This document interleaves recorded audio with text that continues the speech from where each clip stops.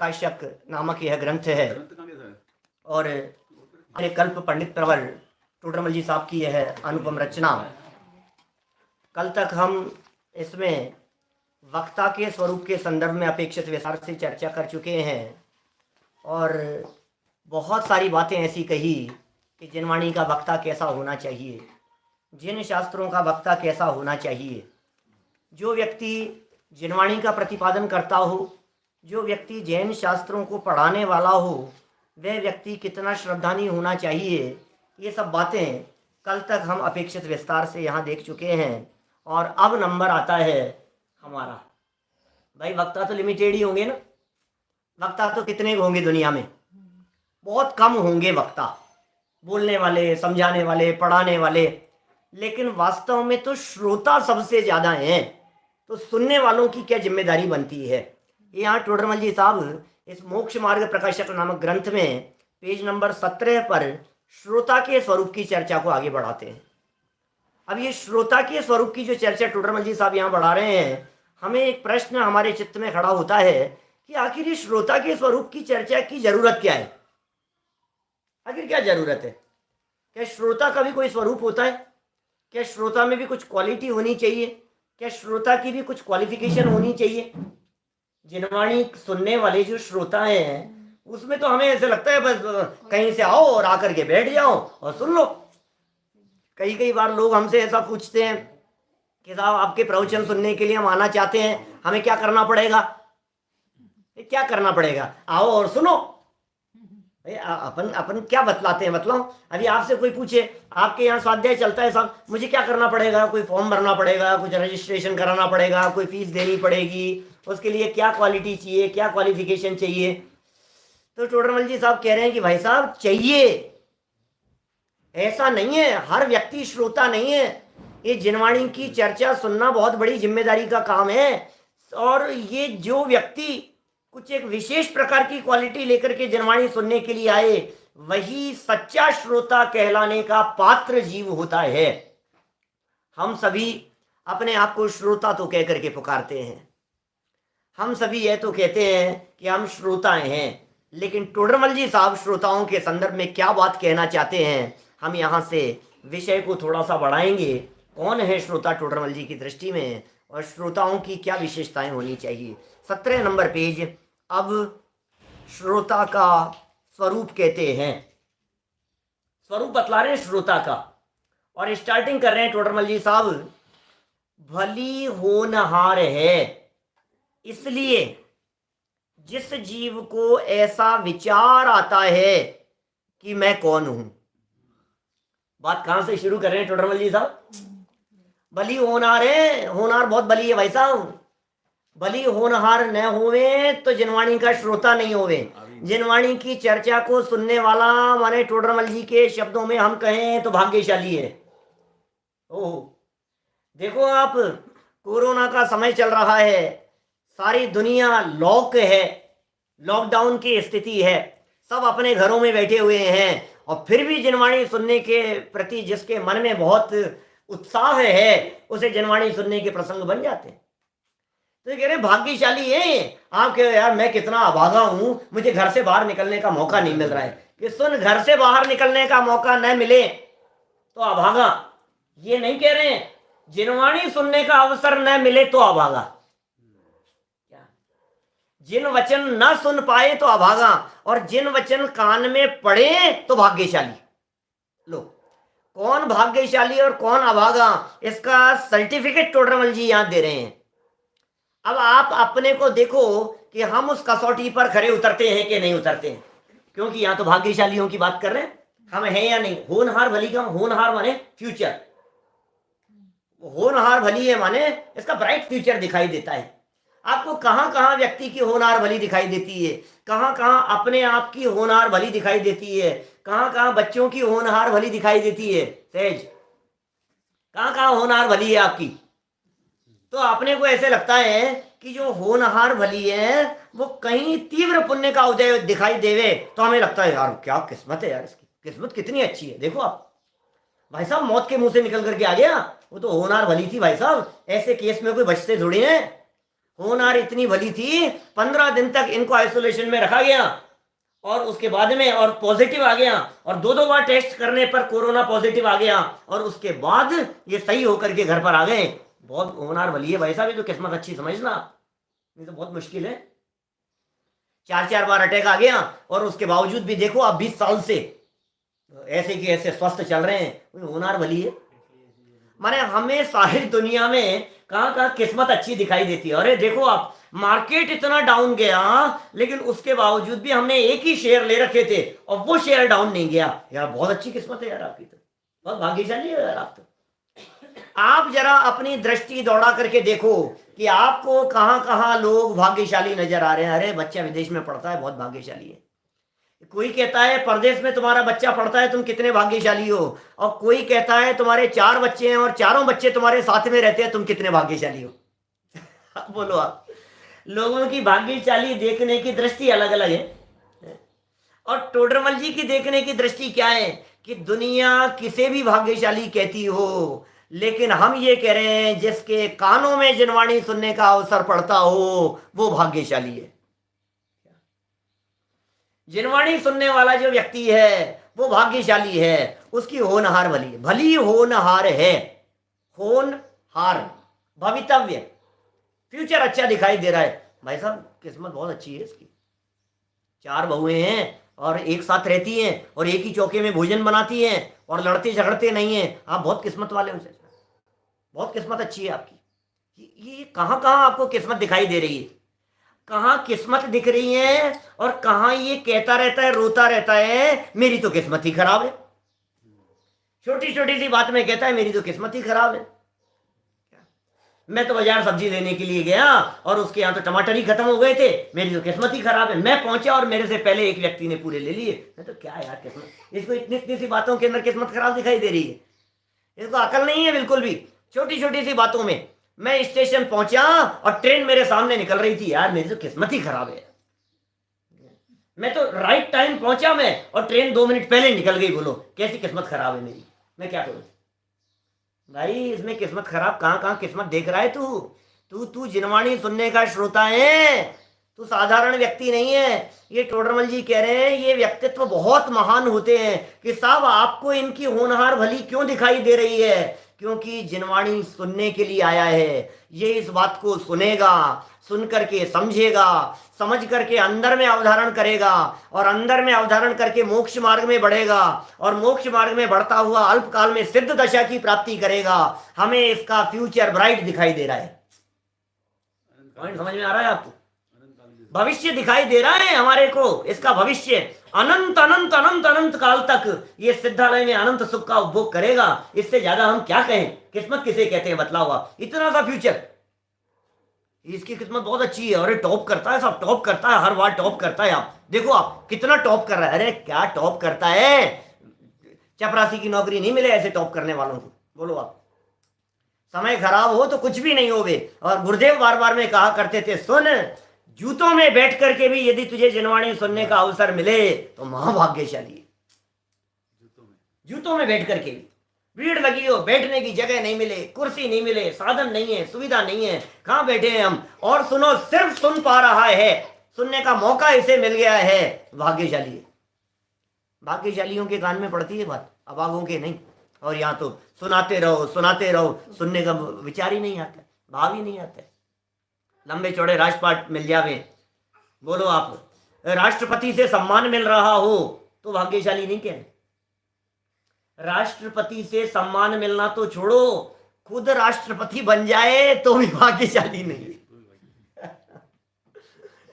इसको क्या लगता है, अरे यार क्या गजब यार भाई साहब, आपका तो बेटा सचिन तेंदुलकर जैसा है, अमिताभ बच्चन जैसा आपका बेटा है, यार क्या किस्मत वाले हो आप। अरे खुद अमिताभ बच्चन हो जाए तो भी अभागा है।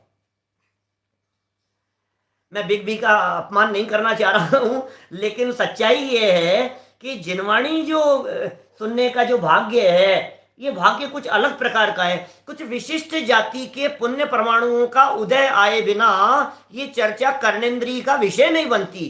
कितना पुण्य संचित पूर्व में हुआ हो, ध्यान देना।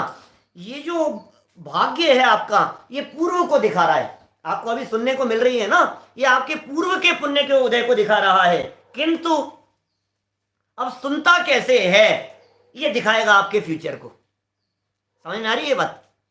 सुनने के लिए आकर के बैठना ये सातिशय पुण्य के उदय से होता है, लेकिन रुचि और उत्साह पूर्वक सुनना ये वर्तमान पुरुषार्थ से होता है।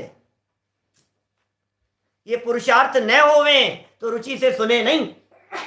रुचि से सुनने की बात कहना चाह रहे हैं। बहुत तरह के बिंदु टोडरमल जी साहब यहाँ देना चाह रहे हैं। हम एक एक बिंदु की चर्चा करेंगे और बहुत मार्मिक बातें यहाँ कही गई है। देखिए आप 17 नंबर पेज, श्रोता का स्वरूप कह रहे हैं। भली होनहार है जिसकी, भली होनहार है इसलिए, होनहार भली नहीं हो तो सुनने के लिए आए नहीं, होनहार भली नहीं हो तो विचार करे नहीं। भली होनहार है इसलिए जिस जीव को ऐसा विचार आता है कि मैं कौन हूं। अभी तो सुनने की तो बात कहेंगे ही आगे चल करके, सुनना तो वाला तो है ही है, लेकिन सुनने के लिए आया कैसे है ये कह रहे हैं। जिस जीव को ऐसा विचार आता है, मैं आपको एक इस शब्द की तरफ आपका ध्यान आकर्षित करना चाहता हूं। जिस जीव को विचार आता है उसकी होनहार भली है। जो दर्शन करता है उसकी होनहार भली नहीं है। जो माला का जाप करता है उसकी बात नहीं कर रहे हैं। जो व्रत उपवास करता है उसकी बात नहीं कर रहे हैं। जो बाह्य क्रियाओं का पालन करता है उसकी बात नहीं कर रहे हैं। जो विचार करता है उसकी बात कह रहे हैं, क्योंकि क्रियाएं तेरे कंट्रोल में नहीं है, विचार तेरे कंट्रोल में। बोल, विचार करता है कि नहीं करता? सब रोजाना पूजन करता हूं, लेकिन भाई पूजन किसकी करता हूं? पूजन क्यों करता हूं? पूज्य कौन है? पुजारी कौन है? वे पूज्य कैसे बन गए हैं? इन बातों का विचार करता है क्या? नहीं, विचार तो नहीं करता। बोले विचार करने वाले को भाग्यशाली कहे। समझ में आ रही है बात? पूजा करने वाले को माने ये कह रहे हैं तुझे ये विचार आता है कि नहीं। और विचार की भी बात कह दी इन्होंने। विचार बहुत आता है मेरे को कि पैसा कैसे कमाऊं।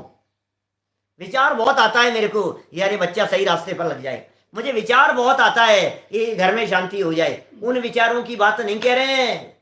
हमें विचार बहुत आता है मंदिर अच्छा बन जाए। हमें विचार बहुत आता है अच्छा शिखरबद्ध मंदिर हो। हमें विचार बहुत आता है ऐसे लोग सुने, ऐसी सभा लगे। अरे तुझे मैं कौन हूं ये विचार आता है कि नहीं, ये बता। बोलो। दुनिया भर के विचार आते हैं। दान देने का विचार आता है, जगत के जीवों का कल्याण करने का विचार आता है, परोपकार का विचार आता है, व्रत उपवास आदि का विचार आता है। सबके लिए भले का विचार आ रहा है तुझे। पुण्य, अरे साहब कितने अच्छे विचार हैं मेरे, कितने अच्छे विचार हैं। ये कह रहे हैं तेरे उन विचारों को ताक में धर ले, किसी काम के नहीं है वो विचार। यहाँ उन विचारों की कीमत है जो विचार अपने आप के स्वरूप को जानने के लिए प्रयत्नशील है। बोलो, उन विचारों की कीमत है। तुझे ये विचार आ रहा है क्या मैं कौन हूं, इस विचार की कीमत कह रहे हैं। और मैं कौन हूं सिर्फ प्रश्न है, अभी जवाब थोड़ी ना है। उस जवाब यदि उसके पास में होता तो फिर वो सुनने के लिए क्यों आता। अभी यहां टोडरमल जी साहब ये जवाब नहीं देना चाह रहे हैं कि तू आत्मा है। अभी ये जवाब नहीं देना चाह रहे हैं कि तू अनादि अनंत है। अभी ये जवाब नहीं दे रहे हैं कि तू ज्ञान स्वरूप है, त्रिकाली ध्रुव है, आत्मा है। भले ही हो सकता है आप लोग इन सब सवालों का जवाब जानते हो और ये जानते हो कि मैं तो अनादि अनंत हूं, लेकिन टोडरमल जी की ये बात कह रहे हैं तुझे पता नहीं है इस बात का कि मैं अनादि अनंत हूं।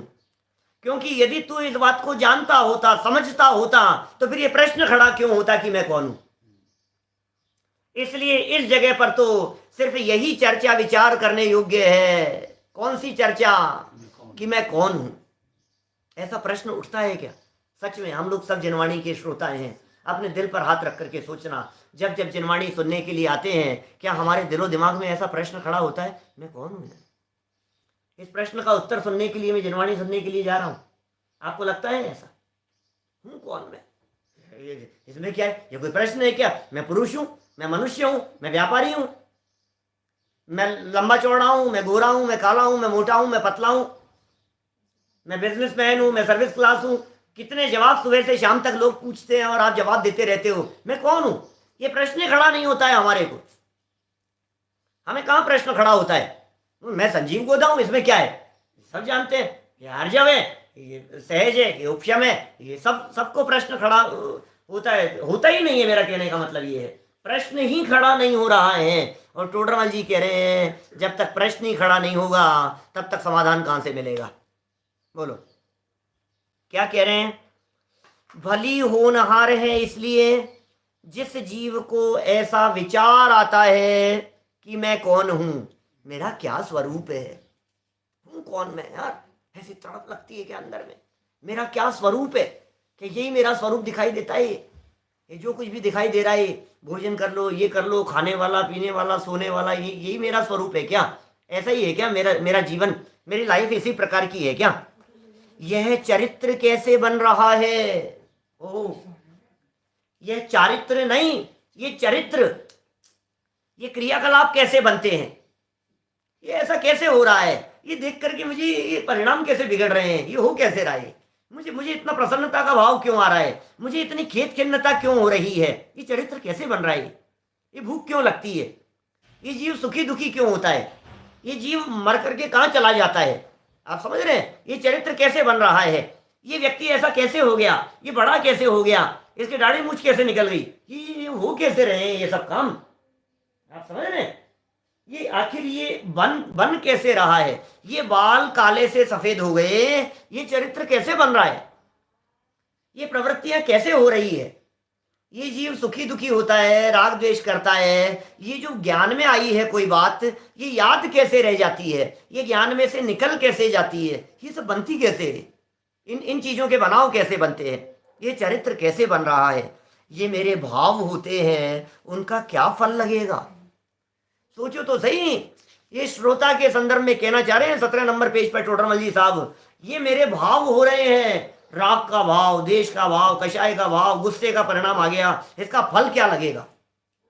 हमारे बड़े दादा ने एक पुस्तक लिखी, इन भावों का फल क्या होगा। और हमारे एसपी वारेल जी जगह जगह सेमिनार लेते हैं, जैन अजैन हिंदू मुसलमान लोगों के बीच में भी ये प्रतिपादन करके बतलाते हैं कि इन भावों का फल क्या होगा। और सच में भावों का फल लगता है। यदि ये जीव इसके बारे में थोड़ा बहुत भी विचार कर ले वे तो सारी दुनिया को ये बात समझाई जा सकती है।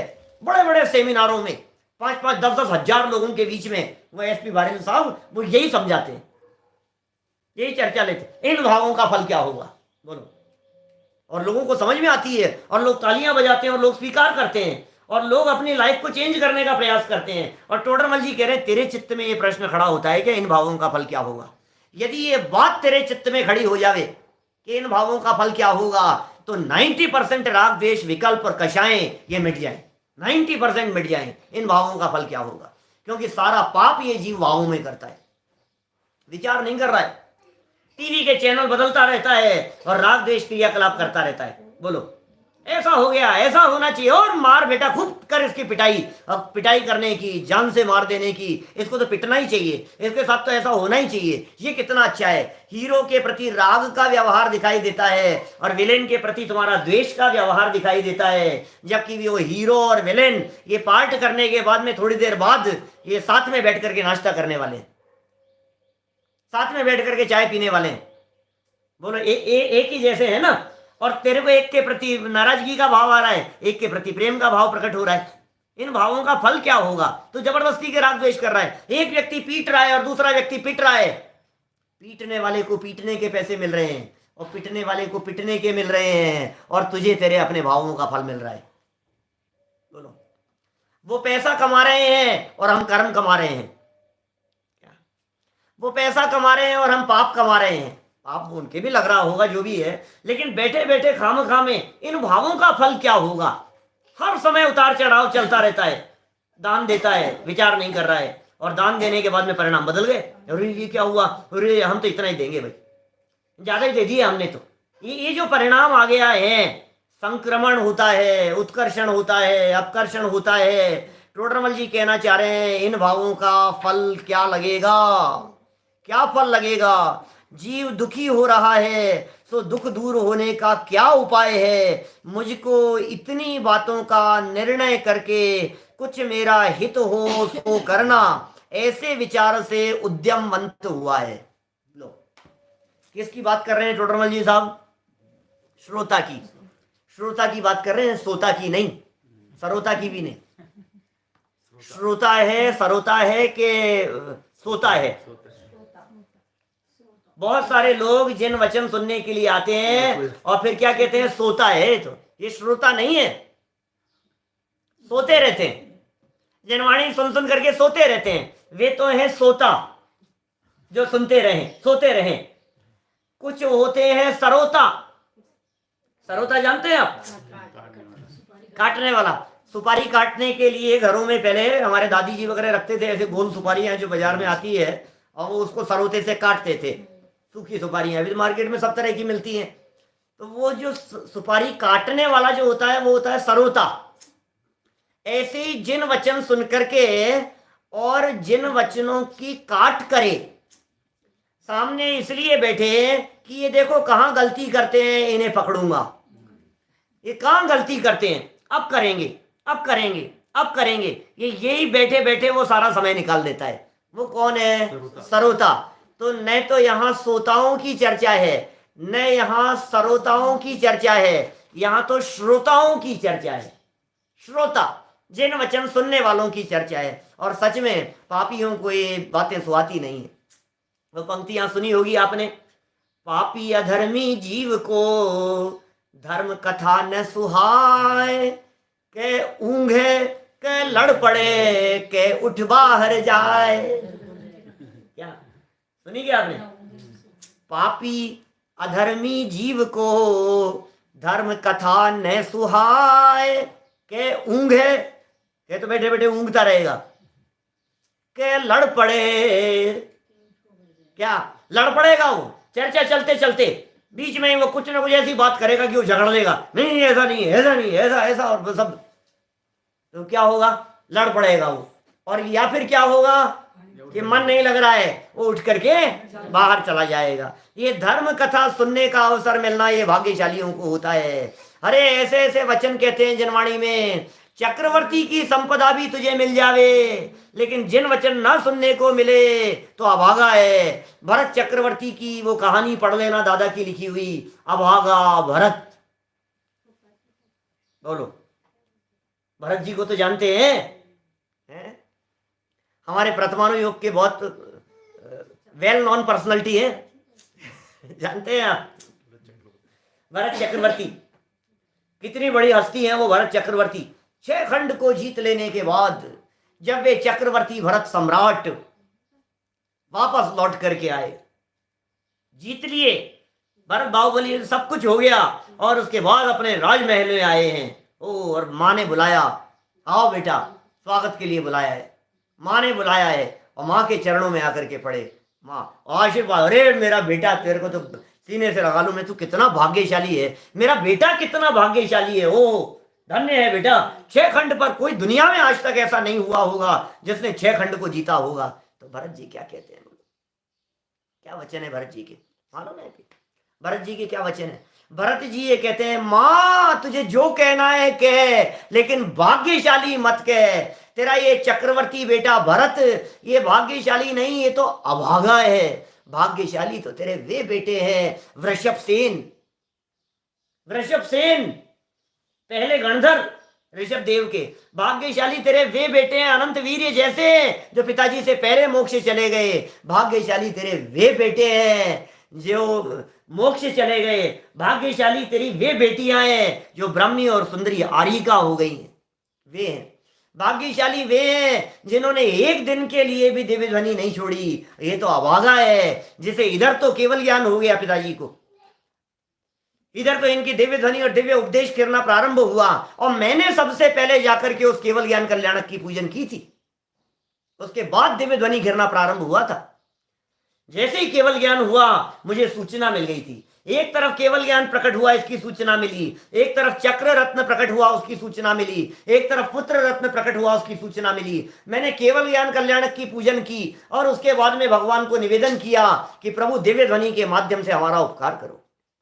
और प्रभु की दिव्य ध्वनि सुनी और उसके बाद घर आ गया और जन्मोत्सव मनाया, और उसके बाद चक्र रत्न लेकर के 6 खंड को जीतने के लिए चला गया। ओह, कहाँ तो ये दिव्य ध्वनि सुनने का अवसर मिल रहा था और कहाँ यह सब छोड़ करके मुझे वहां जाना पड़ा। मैं कितना अभागा हूं।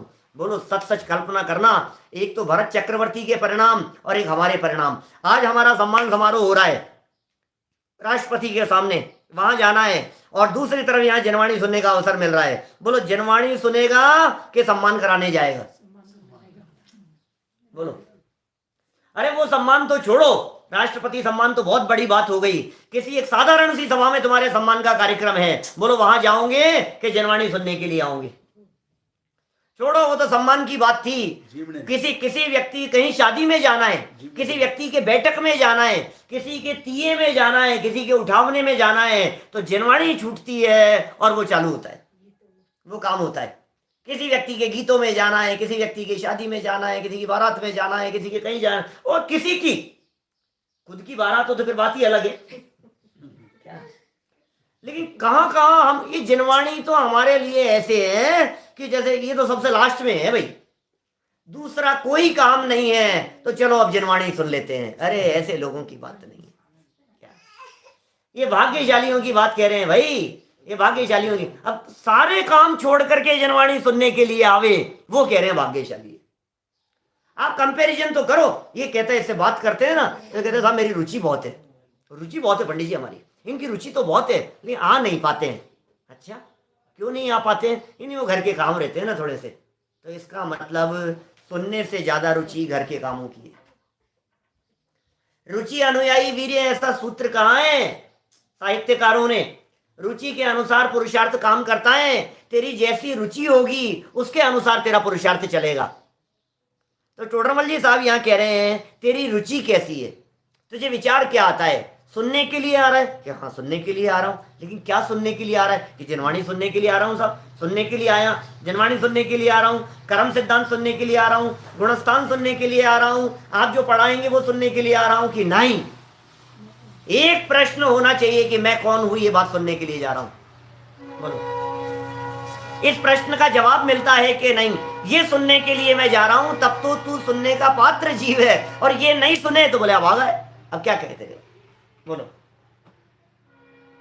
मैं कौन हूं, क्या स्वरूप है मेरा, मेरा स्वरूप क्या है? खाने पीने वाला ऐसे ही दिन उगता है, अस्त हो जाता है। क्यों आए हो यार मंदिर? आप मंदिर क्यों आए हो? मतलब जनवाणी सुनने के लिए आकर के क्यों बैठे हो? कोई प्रश्न उठता है क्या मैं क्यों सुनने के लिए आया? पंडित जी आप सुना रहे हो इसलिए सुन रहे हैं। पंडित जी क्या करें, ये इतने लोग जो लाइव सुनते रहते हैं, सैकड़ों हजारों लोग जो रोजाना सुनते हैं, ये इसलिए सुन रहे हैं कि अभी कोरोना है, अभी बंद है, इसलिए सुन रहे हैं? किस लिए सुन रहे हैं आप? कि नहीं हमें तो रुचि है इसलिए सुन रहे हैं। नहीं भाई साहब, कारण पता होना चाहिए। और टोडरमल जी ये कह रहे हैं श्रोता का स्वरूप ये है जिसके हृदय में सिर्फ सबसे पहला कारण ये हो कि मैं कौन हूं, मुझे अपने आप को जानना है। ये प्रश्न कितना महत्वपूर्ण है। पुण्य बांधने के लिए सुनते हैं, पुण्य बांधने के लिए नहीं, बहुत सारे लोग तो टाइम पास करने के लिए सुनते हैं। मुझे ऐसे ऐसे लोग तक मिल जाते हैं, वो मतलब कई लोग तो सोने के लिए आते हैं, सोने के लिए आते हैं। घर में बच्चों की चेंचे पेपे से छुटकारा मिल जाता है, और यहाँ बिल्कुल शांति, पंखे की आवाज भी नहीं है, सुई गिर जाए तो उसकी आवाज आए, इतनी शांति है। सोने के लिए आते हैं। कुछ लोग रिलेशन बढ़ाने के लिए आते हैं, कोरोना के डर से सुनते क्या प्रवचन सभाओं में आते हैं, तो सब कितने तरह के लोग होते हैं, बिजनेस चलता है, परिचय होता है, सब लोगों से मिलना जुलना हो जाता है, एक रिलेशन बने रहते हैं, रिलेशन डेवलप होते हैं। कुछ लोग इस प्रयोजन से आते हैं, कुछ लोग इस प्रयोजन से आते हैं कि सुबह सुबह इनका प्रवचन होता है, सुनने के लिए चले जाओ तो मॉर्निंग वॉक हो जाती है, इतना टहलना हो जाता है, इतना पैदल चलना हो जाता है, समय पास। कई लोग टाइम पास करने के लिए क्या करें साहब, घर में बैठे बैठे। कई बुजुर्ग लोग ऐसे होते हैं, इतनी देर थोड़ी देर सुनी आते हैं तो चलो टाइम ही निकल जाता है अपना, नहीं तो घर में भी बैठे बैठे क्या करें। माने आप सोचो, कल्पना करो, ये जनवाणी सुनने के लिए आते समय कहीं इस तरह का कोई लौकिक प्रयोजन तो हमारे हृदय में नहीं है। और यदि सच में आपके हृदय में ये प्रश्न उठता है कि मैं कौन हूं और मेरा क्या स्वरूप है, यह चरित्र कैसे बन रहा है, ये जो भाव होते हैं, ये जो जीव दुखी हो रहा है, दुखी हो रहा है कि नहीं, दुखी हो रहा है कि नहीं, हमें क्या दुख है? अभी तो ये प्रकरण में यहाँ लाइन आ गई है, जीव दुखी हो रहा है।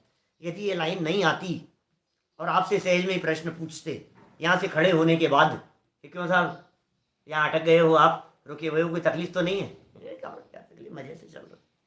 ये टोडरमल जी कह रहे हैं तुझे संसार के दुख दुख रूप भाषित होते हैं क्या? तुझे ये परिस्थितियां कष्टप्रद लगती है क्या? तुझे अंदर से फीलिंग आती है क्या कि यार ये संसार जंजाल है, ये कब मुक्ति मिलेगी? ये बाहर में थोड़ी बहुत अनुकूलताएं भी दिखाई देती है, ये भ्रम है, ये सुख नहीं है। सच्चा सुख कहाँ है? मुझे सच्चा सुख प्राप्त करना है, मुझे सारे जगत के जंजालों से मुक्त होकर के सुखी होना है। ये जो जीव दुखी हो रहा है, तो दुख दूर होने का क्या उपाय है? क्या उपाय है? बोले ये उपाय की सिद्धि और इन प्रश्नों के जवाब तुम्हें जिनवाणी सुनने के लिए आने पर मिलेंगे। लगता है आपको ऐसा?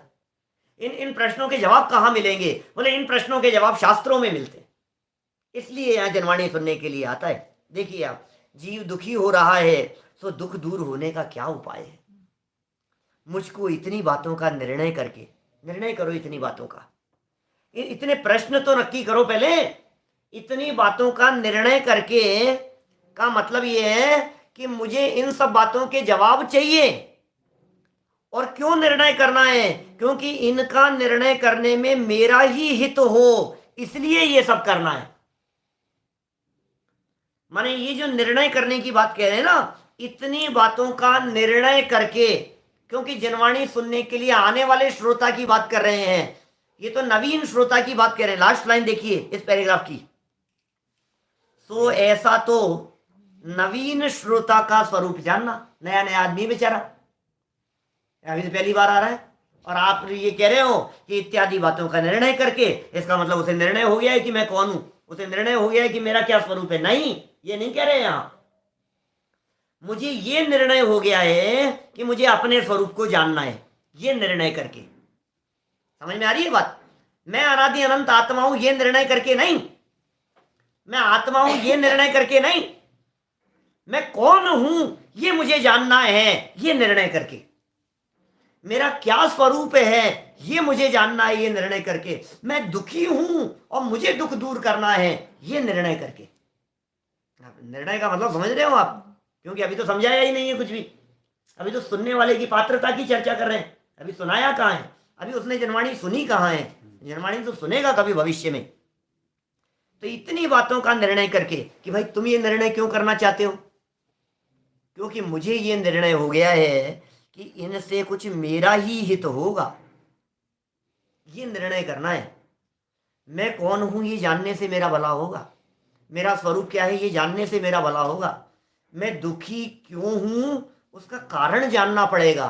सब कुछ तो है, सारी सुविधाएं हैं, पैसे की कमी नहीं है, नौकर चाकर लगे हुए हैं, भरा पूरा परिवार है, सब आज्ञा में चलते हुए दिखाई देते हैं, फिर भी पता नहीं क्यों शांति नहीं मिलती है, चैन नहीं मिल रहा है, पता नहीं क्यों बेचैनी सी रहती है। क्या बात है? तबीयत भी ठीक है लेकिन फिर भी पता नहीं क्यों मन नहीं लग रहा है, मन उचट गया है जैसे, पता नहीं क्या हो गया है। कि क्या बात है भाई, इन सब के पीछे क्या कारण है? तो यार ये इतना दुख क्यों है, ये जो फीलिंग आ रही है मेरे मन में, इस फीलिंग के पीछे क्या कारण है? ये कह रहे हैं टोडरमल जी यहां। ऐसे विचार से उद्यमवंत हुआ है, प्रयत्नशील हुआ है। ये विचार रख करके उद्यम क्या किया?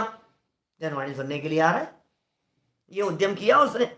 पुनश्च पुनश्च इस कार्य की सिद्धि शास्त्र सुनने से होती है। ऐसा जानकर अति प्रीति पूर्वक शास्त्र सुनता है। बोलो, प्रीति पूर्वक शास्त्र सुनता है या मुंह लटका कर शास्त्र सुनता है? प्रीति पूर्वक शास्त्र सुनता है या हाँ ठीक है। बहुत सारे लोग तो प्रवचन सभाओं में ऐसे बैठते हैं, ऐसे बैठे रहिए क्या, और फिर कोई बगल वाला कहे सुन रहे हो? हाँ सुन रहा हूँ,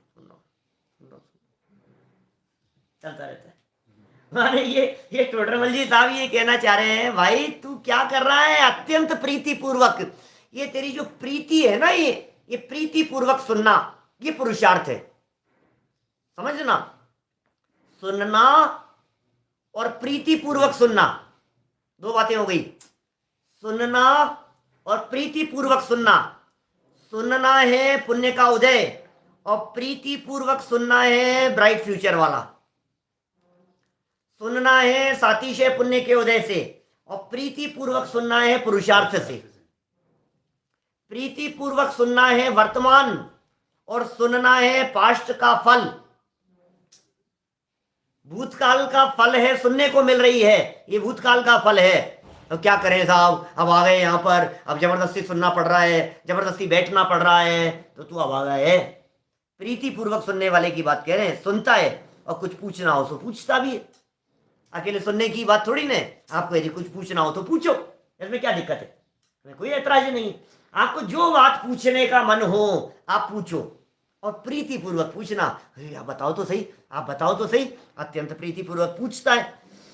तथा श्री गुरुओं के कहे अर्थ को अपने अंतरंग में बारंबार विचारता है।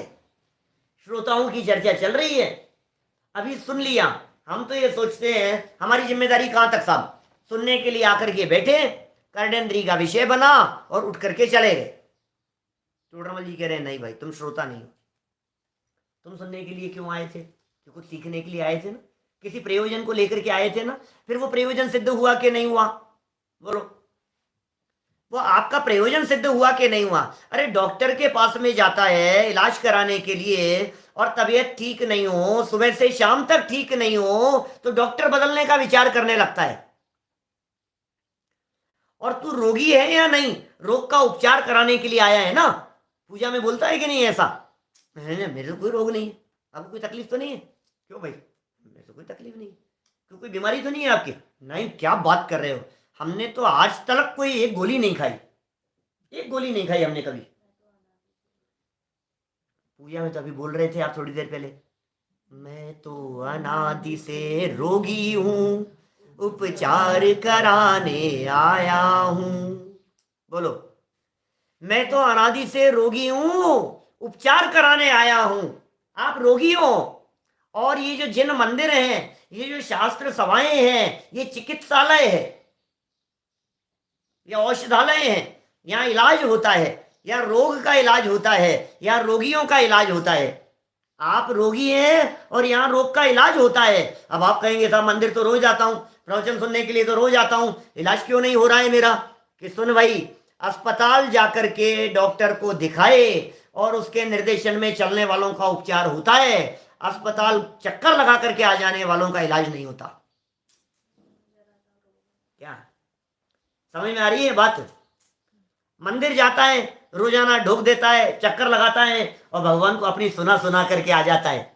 बोलो, भगवान की सुनाना कि भगवान की सुनना, बड़े दादा खूब रस ले लेकर के इन बातों को सुनाया करते थे, और खूब, माने भगवान की सुनता है या भगवान को सुनाता है। हम कोई कमजोर थोड़ी न है, हमने सुनाने में तो भगवान तक को खूब सुनाया है। बोलो, भगवान तक को नहीं छोड़ा हमने, रोज जाते हैं और सुना जाते हैं, हे भगवान तूने उसके साथ ऐसा किया था, द्रौपदी को चीर बढ़ायो तूने, हे भगवान सीतापति कमल रचायो, अंजन से किए अकामी, सबका तूने, मैंने लिस्ट सुना दी तुम्हारे को, अब मेरी बारी है। अब मेरे को भी तो पार लगाओ आप, उनका कर दिया, उनका कर दिया, उनका कर दिया, खूब सुनाया हमने, मैं ही मिला हूं, मेरा ही नहीं कर रहे हो आप, अब मेरा भी उद्धार करो। भगवान को सुनाया जा रहा है, अपना दुखड़ा रोए जा रहा है। और टोडरमल जी ये कह रहे हैं, सुन भाई, तेरा अपना दुखड़ा सुनाने से कुछ नहीं होगा, वो तो सर्वज्ञ है, उनकी बात सुनता है या नहीं ये बता। जब तक तू उनकी बात नहीं सुनेगा तब तक तेरा भला नहीं होगा। रोजाना वही पूजा, रोजाना वही भक्ति, रोजाना वही स्तुति, और रोजाना जा जा करके सुनाता है, वही सुनाता है, तो क्या सुना रहा है? भगवान को पता नहीं है क्या? ये भगवान, मैं नरक में गया, मैं त्रियंश में गया, फिर मैंने ऐसे दुख उठाए, फिर मैंने ऐसे कष्ट उठाए, भगवान को पता नहीं है क्या? सर्वज्ञ है ना भगवान, तो उन्हें पता है ना ये सारी बातें। जब भगवान को सारी बातें पता है और तूने कल सुनाई थी, फिर आज वही बातें सुना रहा है। हम ये कह रहे हैं भगवान को सुनाना बंद कर, और कोई बात नहीं, तूने सुना ली है, अब थोड़ी देर बैठ करके भगवान की बात भी तो सुन। अब उदाहरण देते हैं, डॉक्टर के पास में जाकर के अपना अपना दुखड़ा सुनाता रहे। डॉक्टर साहब को, आपको पता है आजकल नींद नहीं आ रही है, आजकल सर भारी रहता है, मेरा खाने का मन नहीं होता है, बिल्कुल खाने का मन नहीं होता है, इच्छा ही नहीं होती है, हाथ में हमें दर्द रहता है, थकान बहुत महसूस होती है, बहुत, इतनी दिन भर की अपनी हिस्ट्री सुनाता रहे। 15-20 मिनट, आधे घंटे तक डॉक्टर को सुनाया अपनी बात, और डॉक्टर ने कहा हाँ समझ गया मैं, अब सुनो। कि नहीं डॉक्टर साहब, मैं आपको बतला रहा हूँ, जी मचलाता रहता है, एक घास खाता हूँ और ऐसा वोमिटिंग का मन, हाँ समझ गया, तू सुन तो सही। कि नहीं अभी तो बहुत देर हो गई डॉक्टर साहब, कल आऊंगा। वापस चला जाए, अब क्या होगा बोलो। दूसरे दिन फिर आया और दूसरे दिन आश्चर्य की बात है वही पूरी की पूरी रामायण दोबारा सुनाई, सेम रिपीटेशन। और डॉक्टर का जैसे ही सुनाने का नंबर आया उसने कहा अब मेरी सुन कि नहीं नहीं बहुत लेट हो गया, ऑफिस में लेट हो रहा हूं, आज तो पहले लेट हो गया था, कल आऊंगा। फिर चला गया। बोलो कब कब इलाज होगा उसका? आधे घंटे पूजन करता है, अरे आधे घंटे नहीं 8-8 घंटे पूजन करता है, विधान करता है, अनुष्ठान कराता है और अपनी सारी बातें भगवान को सुनाता है। भगवान की सुनता है या नहीं? सुनने से भला होगा। पूछना हो तो पूछो, सुनना हो तो सुनो। अपना उपचार कराने के लिए यहाँ आए हो और चेक करो अपने आप को। यहाँ मैंने आज चर्चा सुनी, इससे मेरा कुछ प्रयोजन सिद्ध हुआ कि नहीं? मुझे ये बात समझ में आई कि नहीं कि मैं कौन हूं? कौन मैं? रोजाना भेष बदलते दिखाई दे रहे हैं, कौन मैं? कभी राम बन के, कभी श्याम बन के, इतने मुखौटे बदले मैंने, असली चेहरा भूल गया। बोलो। हमारे डंडिया साहब थे, तेजकरण जी डंडिया साहब, बहुत अच्छे कवि थे, 103 साल के होकर के डेथ हुई। वो सुनाया करते थे कभी कभी ऐसी लाइनें, मुझसे मेरा क्या रिश्ता है, यह रिश्ता मैं भूल गया, और इतने चेहरे बदले मैंने, असली चेहरा भूल गया। इतने मुखौटे बदले, बहुत सारे मुखौटे रखे हुए थे और बार बार मैं बदल बदल करके देखता रहा। और देखते देखते क्या हुआ, अचानक क्या हुआ, ये असली भी चेहरा आ गया, तो मैं पहचान ही नहीं पाया कि मेरा असली चेहरा है। इतने मुखौटे बदले, कभी हाथी बन के, कभी घोड़ा बन के, कभी कुत्ता बन गया, कभी मनुष्य बन गया, कभी देव बन गया, कभी नारकी बन गया, कभी 2 इंद्री बन गया, कभी 4 इंद्री बन गया। इतने चेहरे बदल लिए, मैं असली चेहरा ही भूल गया। मैं तो ज्ञान स्वरूप हूँ, पता ही नहीं लग रहा है कि मैं हूं कौन। ये कह रहे हैं विचार करो भाई, विचार करने वालों को कह रहे हैं ये, आप विचार करेंगे तो टोडरमल जी का सर्टिफिकेट आपके नाम जारी किया जाता है, आपकी होनहार बहुत भली है, आपका ब्राइट फ्यूचर दिखाई दे रहा है। जिस व्यक्ति को इतना विचार आ गया जनवाणी सुनने के लिए आते समय, मुझे अपने स्वरूप को जानना है, इसका मतलब किस्मत अच्छी है, इसकी किस्मत खुल गई। जनवाणी सुनने के लिए आ गया तुम्हारा बच्चा, तुम्हारी किस्मत खुल गई। बार बार कहते हुए भी जनवाणी सुनने के लिए नहीं आवे, अभागा है, अभागा है, होनहार खोटी है इसकी। इन्हें नहीं करोड़ों कमाता है, कमाता होगा। हम 6 खंड वाले की बात कर ली हमने, तुम क्या करोड़ों कमाने की बात करते हो? कुछ दम नहीं है, और कमाने से कमाया नहीं जाता है। मैं आपसे पूछता हूं, चक्रवर्ती बनने के लिए, चक्रवर्ती बनने से पहले भरत चक्रवर्ती ने कितने बिजनेस चलाए थे? कितनी इंडस्ट्रियां चलाई थी? कितने व्यापार किए थे? कितनी दुकानदारी चलाई थी उसने? चक्रवर्ती बनना है मुझे तो चक्रवर्ती बनना है। सुनो, दुकान चला चला करके चक्रवर्ती नहीं बनते। निज ज्ञायक स्वभाव के अवलंबन और उसकी आराधना की भावना के साथ बंधने वाला जो पुण्य है, उस पुण्य से चक्रवर्ती पद चरणों में पड़ता है। बोलो, संपत्ति चाहिए आपको, वैभव चाहिए आपको, उसमें भाग्य दिखाई दे रहा है आपको? अरे इंद्र नाग नरेंद्र व हेमेंद्र के ना ही कहो, वो सुख की प्राप्ति होने वाली है भाग्यशाली को जो जनवाणी सुनने के लिए आया है। जो व्यक्ति जनवाणी सुनने के लिए आया है उसे वो मिलने वाला है जो 9वें ग्रैविक के देवों को नहीं मिलता, ग्रैविक वालों को नहीं मिलता, वो इसे मिलने वाला है। क्योंकि वो विचार नहीं करते, वो लगे हुए हैं अपने अपने कामों में, विषयों में, भोगों में, इधर उधर। और ये कहाँ आया है? उनसे निवृत्त होकर के आत्म सन्मुख होने का इसका परिणाम है, इसलिए ये भाग्यशाली दिखाई देता है। देखिए, कुछ पूछना हो तो पूछो भैया, कोई बात नहीं समझ में आई हो तो भावपूर्वक पूछता है। गुरुओं के कहे अर्थ को अपने अंतरंग में बारंबार विचारता है, बारंबार विचारता है। उठने के बाद में उन्होंने तो ऐसा बतलाया था, मुझे तो ऐसा लगता है, ऐसा है या ऐसा है, विचार तो करो।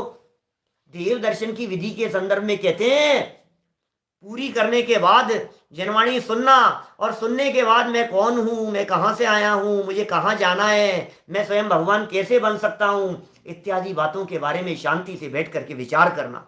बारंबार विचारता है, उठते बैठते सोते खाते पीते उसके विचार चलता रहता है, कौन हूँ मैं, कौन हूँ मैं। ऐसे नहीं शास्त्र में सुन लिया हमने, मैं तो आत्मा हूँ, मैं तो आत्मा हूँ, इसमें क्या, इसमें अब क्या जवाब चाहिए? नहीं, मैं आत्मा हूं तो मुझे खाने का भाव क्यों आ रहा है? मैं आत्मा हूं तो फिर नहाने धोने में क्यों लगाऊं?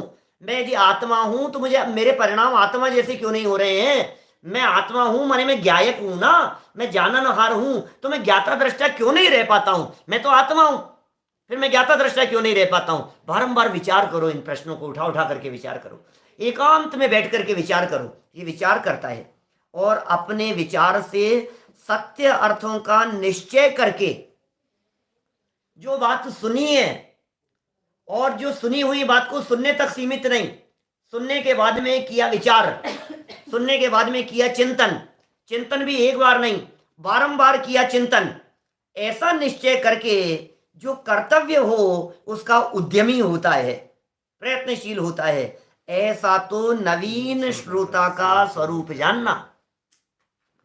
ये तो उनका स्वरूप जानिए जो नए श्रोता हैं। अरे नहीं दादा, नए नए लोगों, अरे हमें पता ही नहीं था, ये तो नए लोगों की बात कर रहे हो, हम तो बहुत पुराने, हमें 25 साल हो गए, हमें तो 40 साल हो गए, हम तो 45 साल, हम तो बहुत पुराने श्रोता, अभी नए नए थोड़ी ना आए हैं। आपको पता है कितने सालों से सुन रहे हैं, बचपन से सुन रहे हैं हम ये बात।